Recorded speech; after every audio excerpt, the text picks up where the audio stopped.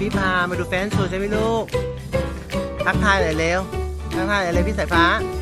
บ๊ายบายกันเร็วบ๊ายบายกันเร็วพี่สายฟ้ากำลังดูนางแบบอยู่นู้นนางแบบต้องมาอยู่ตรงนู้นนางแบบอยู่ตรงนู้นใช่ไหมใส่แว่นซันเซ็ต